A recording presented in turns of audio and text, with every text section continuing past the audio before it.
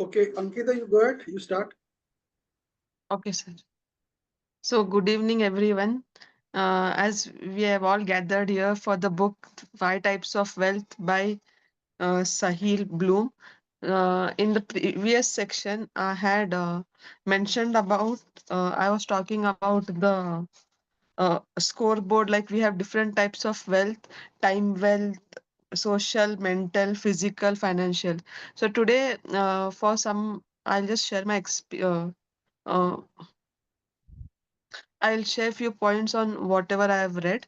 So I would take for first two wealth. So yeah, the author is telling that apart from he's not talking the wealth is the normal financial wealth. He is talking about the other wealth, that is time wealth and social wealth. So I also can relate with it. Here he's telling. See, we all have tremendous amount of money and we are satisfied, but if you don't give time to things, so is that what you're really living? So that is my question. See, you have everything, you have all financial abundance, but if you're not able to give time for yourself, are you okay with that?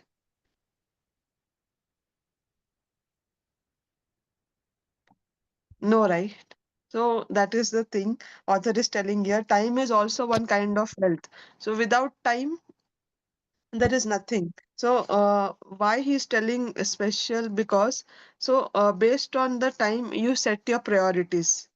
So let it suppose if you are busy earning, busy at office every day, and you don't have time for yourself or for your family, then what is the point of your earning? So you do it for someone, right? Okay, we all leave it for individual, for ourselves, but after office, after work, what is the second life?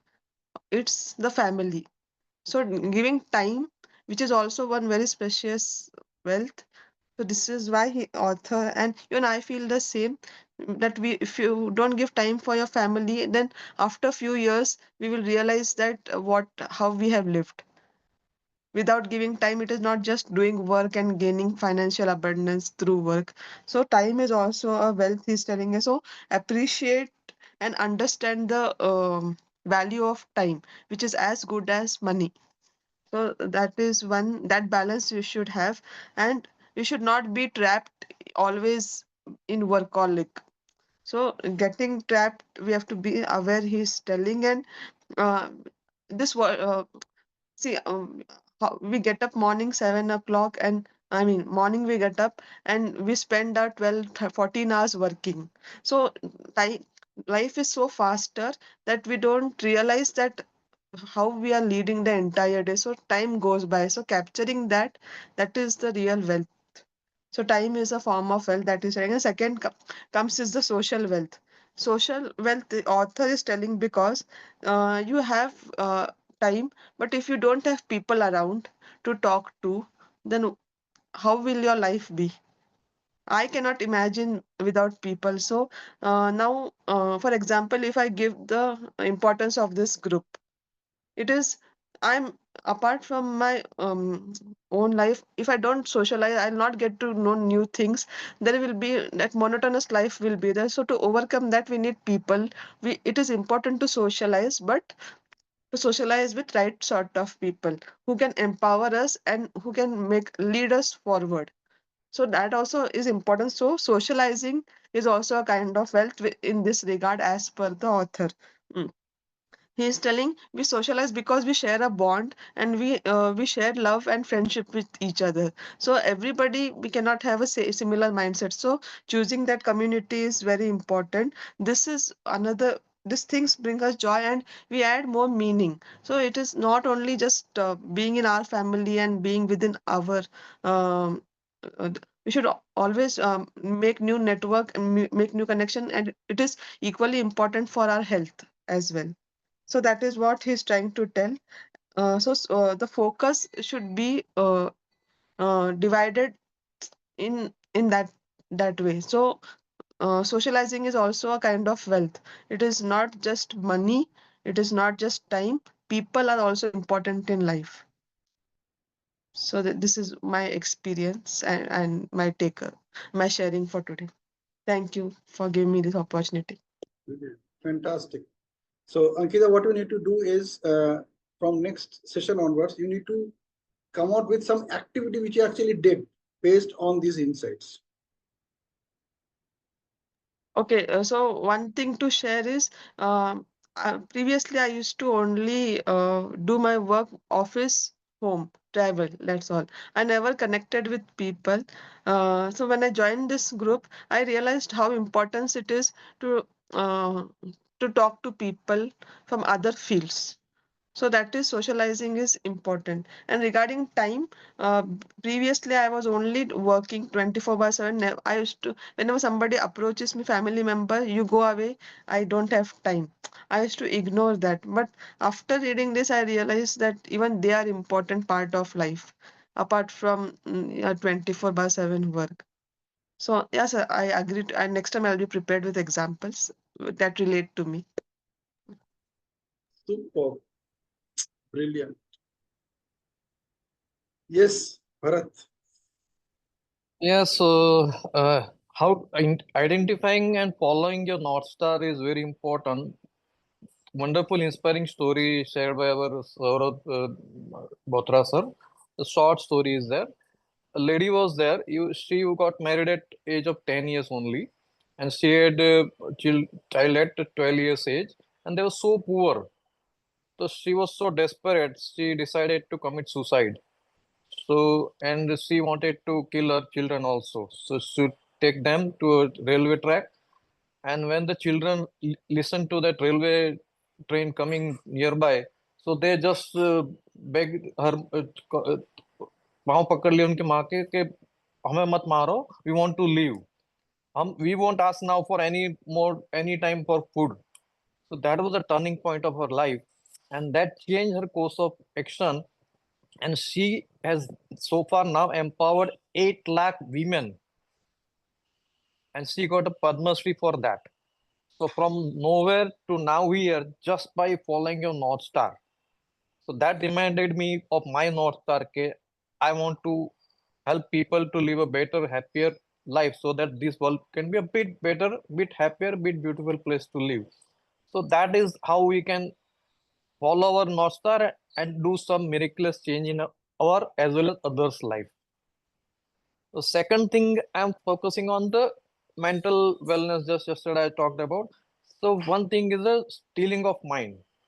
So when you close your eyes and do some activities like meditation or even doing asanas with closed eyes, that gives you a stillness of mind. So you have very less thoughts. You will have a very calm things.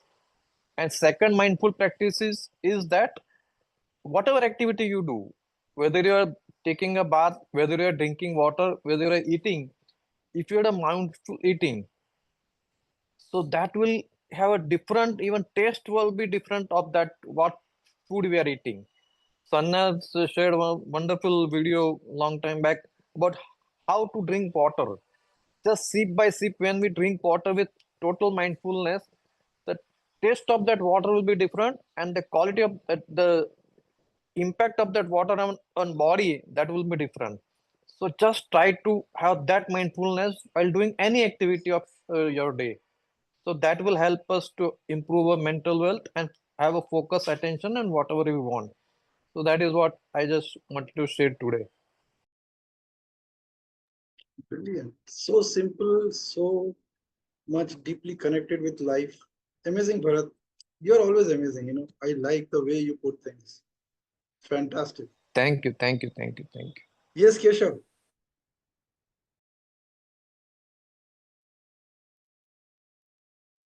Yeah, hi, good evening, everyone. So, Yeah, can we take a picture quickly, Keshav? sure. Yeah. So here we go. Look at the camera, keep your eyes wide open, and let's count one, two, three. One, two, three. Brilliant. We got Keshav. Okay, please go ahead.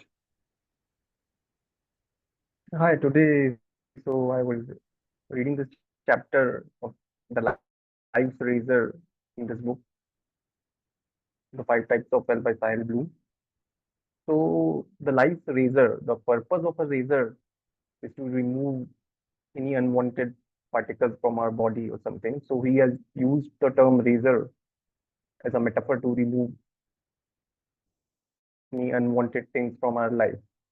So as is the habit of, Your voice is not coming clear. am I audible? You're audible, but your voice is not clear. Bit low, you can increase the volume if possible. Am I audible now? Go ahead. Hello. Is it better? So, so today I was reading this chapter of Life's Razor in the book of Cyril Bloom, the five types of wealth. So, as is, so the purpose of a razor is to remove unwanted particles from our body. So is the purpose of a life's razor is to remove unwanted toxicity from our life. So, as is the habit of Mr. Sahil to give a historical perspective to his chapter as he starts his chapter, and so then he connects it to current life. So in this, he has mentioned about three types of historical razor. Occam's razor by a philosopher, William Occam, who who brings it out very simply that any explanation with the fewest necessary assumption is most likely to be the right one. I mean, that is so true. I feel, I felt like for investing also, like when we see like how to value stocks or something and which have less assumptions about extrapolations in the future, so more likely those valuations come out to be true. So the second thing is about the second historical reference which he gave about was Hanlon's razor. It was about that anything which is explained by stupidity, it is best to be rejected. So, so it reminded me of an incident like when we were trying to partner with a reputed FMCG company to distribute its products. So their salesperson, he was trying to give such stupid extrapolations that where the revenue could reach in the coming down the years, few years down the line, about where how we could earn money, but those explanations seem to be quite stupid and unrealistic. No, so if I were to give an example, he explained about that how we could make money by not by distributing the products, but by selling the cartons which which we receive in the bulk packaging. So the third historical reference which he gave was about Hitchens' razor, which says that anything which is presented without evidence can be rejected without evidence. So it is so true. Like when we hear any gossip like about any third person, so it is like a without any evidence, and but we kind of accept it as it those kind of juicy gossips that feel pleasure like they are pleasurable to our ears. But the thing is that we must think that, and we must think, and I think Socrates has also mentioned about thing like when you are speaking about third person without any evidence, so it can be rejected. I mean, it should be rejected outright. So Sahil mentions three characteristics about life's razor. The characteristics being the controllable, like the razor controllable, ripple effect, and identity defining. He mentions about the CEO of Netflix that how he has a habit of having this Tuesday evening with his wife. He leaves his office sharp by 5, like come what may be, it, any storm or any urgency, any urgent work, and he leaves his office by 5 p.m. to spend that evening with his wife, maybe for a dinner or to go window shopping or anything else. So the three characteristics which is mentioned is controllable. So leaving office at 5 p.m. evening, Tuesday evening. So is it controllable by the CEO of a a leading technology company. Very much, it seems difficult, but over a period of time, he has proved it that it is very much controllable. Then he mentions about ripple effect, the ripple effect is the kind of effect that Razer has on its surroundings, like be it about his company or about his family or social commitments, anything. Like I think over a period of he has been doing it from so many years, so that so everyone around him know that Tuesday evening he is with his family or wife. So that is a kind of effect which creates which is gets created by his razor. Then it's identity defining, it is a kind of it becomes the identity of a person, uh, like how like if he other people have to think about him, so they will try to think in their mind that how a Tuesday evening, how a person spending Tuesday evening with his wife would think about it, like so that kinds of becomes ingrained in someone's mind and body, like it, and it shows its effect on all the aspects of in the life's activities. So that pondered me what could be my life's razor, like what is my life's razor. And the author mentions it very rightly that it cannot even it is not necessary to be the same throughout the life. It can be same, it can be different for a 20-year person, 30-year person, 40-year person, 60-year person, and it need not be constant. So I was thinking what would be my life's razor today. So I thought about it, and it came down to a point that it might seem very small for people in our group right now, but I think it stands as a matter of principle that I do not consume alcohol. So that is an activity which is controllable. Yes, very much controllable by my actions. Does it have a ripple effect? Yes, it does have a ripple effect in my social circles. I sometimes in marriages also, in family gatherings also, or we feel outcasted, outclassed, but that is the ripple effect. And if my friends have to plan something, their drink night or their party night, and they only have this plan, so they kind of do not involve me, or if I am included also, that is for a short period of time or with a glass of fresh lime soda in my hand.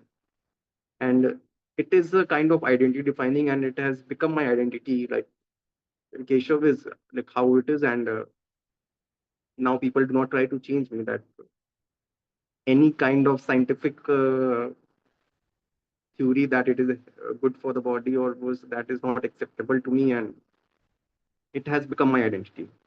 So that is it. Brilliant. You know, Wonderful, wonderful. the way you are connecting the dots, priceless, amazing.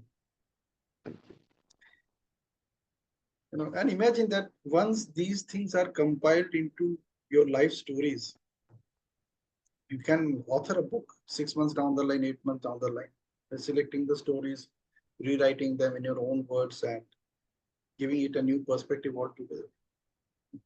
Brilliant, Keshav. The time is almost over. I have 3 minutes. Let me see what I can do in 3 minutes. So, well, I'm in chapter 7, A Brief History of Time.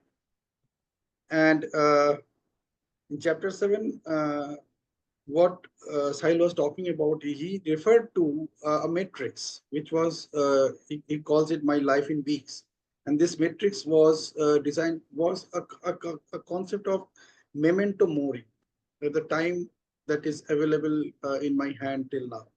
So there's a memento mori calendar which consists of large rectangle made up of tiny circles, 52 columns wide and 80 rows long. Okay, so it has 52 columns and 80 rows, which tells that so many weeks are there in your lifetime, assuming that you will be living for 80 years. And then the objective of that calendar is to keep it in front of yourself and just mark each cell the week that has passed by, that you have already crossed in your life, so that now you have a picture that how much time I actually have in front with me. You know, it gives you, at least for myself, what I observe, that it gives me a sense of FOMO, fear of missing out. That only this much time I have, and I have so many things to do. So many things are important for me, and so many things are urgent for me. So I must be focusing on these activities. So what I observed that as I was reading through that chapter, that portion, I discovered that I live my life from a context where I say that the only time that I have for me with me is from right now till I go to bed tonight. This is the only time I have with myself. I really do not know whether I'm going to get up tomorrow in the morning or not, or even if I get up tomorrow in the morning, will it be exactly the same thing that I'm presuming? I have discovered it is never the same. Though I think that this is what is going to happen in the first 3 4 hours of the morning, I've noticed that it never happens like that. At least for me, I have observed it never happens like that. Something else comes up, something else happens, and it never goes exactly the same way unless you are, say, driving a train or flying a trick or flying a flight. You know, unke life mein, that is the only activity that they are doing in those hours. They know that this is the activity I'm only doing, nothing else. Okay, so I started simplifying it. So what I did today is something very amazing. I just picked up that I have 24 hours. So I'm doing an hourly audit that what I am doing every hour and how much of it is actually worth. I took a session on this last Tuesday where I was talking about the auditing of my time, time auditing.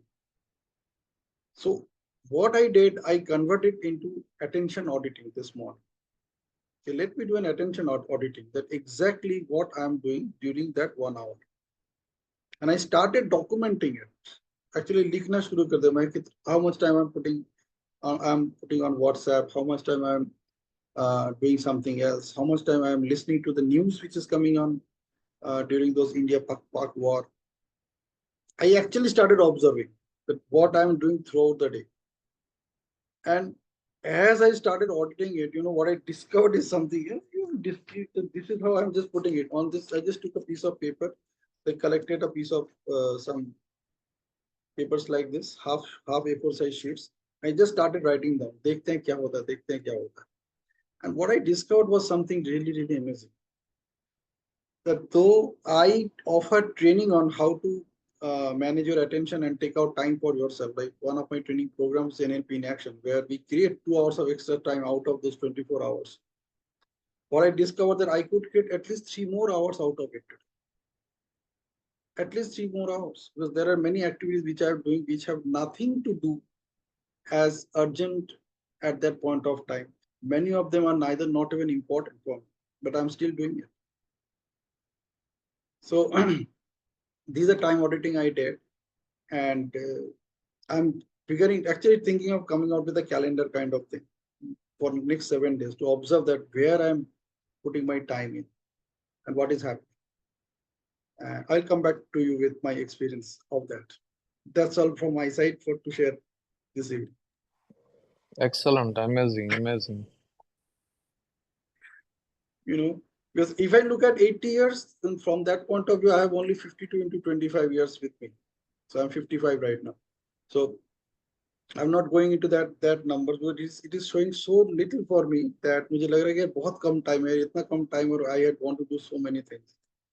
You know, it's not worth it. So let me look at it from a different angle altogether. So I also started focusing on I really, really, really need to keep myself healthy at my best.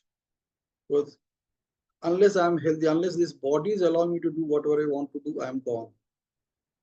I'm gone.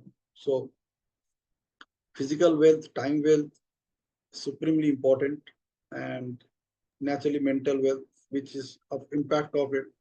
And one thing which I noticed today that I was not focusing on financial wealth throughout the day. I observed this, that all of a sudden I got present to the importance of time wealth, social wealth, the mental wealth, and the physical wealth. Really, really important. And I asked myself that actually, honestly, how much time I'm committing myself to ensure that I am healthy enough to live the remaining part of the day the way I want. I personally think that if you count it as at 80, in general, observation from medical point of view, last 5 years, in general, people's health goes down, controllable, not controllable. So if you say life is till 80, then actually active life would be till 75.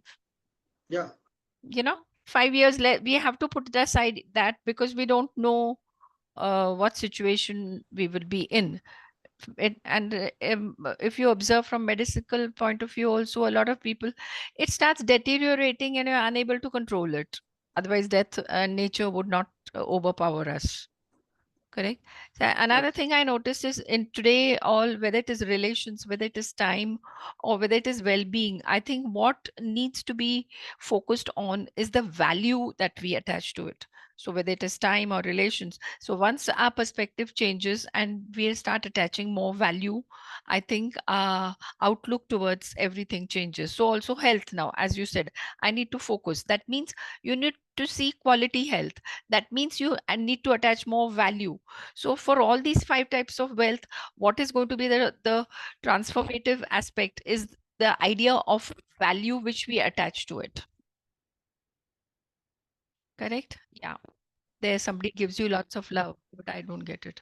Jane do. Absolutely, absolutely. And let me tell you honestly that right now, who is my ideal uh, person to follow as far as health is concerned? You won't believe. Hmm. Ajit Doval. Ma- He's 80 right now.